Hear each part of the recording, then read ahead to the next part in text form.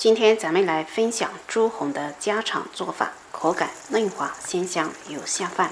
买回来的猪血先用刚煮开的开水烫几分钟，汤汁表面定型，将水倒掉，用小刀迅速将猪红分割成小块，再次用刚煮开的开水烫1分钟，直接捞出倒入冷水锅中。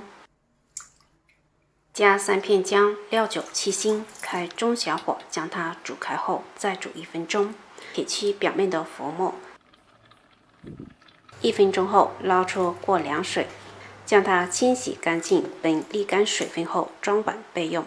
接下来切点姜丝，拍几个大蒜，将它切成蒜末，再切一个小米椒，不吃辣可以选择不放。切好全部输入盘中，锅中少来点油。油温5成热，加入姜蒜、小米椒，炒出香味。来点酸菜，翻炒1分钟。下入猪红块，炒匀后加2小碗清水，开始调味。多来点胡椒粉，鸡汁提鲜。来点蚝油，因为酸菜带有咸味，这里就不需要放盐了。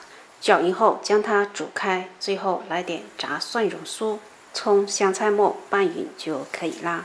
咱们的猪红酸菜汤就做好啦。这样做出来的猪红口感鲜香嫩滑，超级下饭。喜欢的朋友可以在家试一下。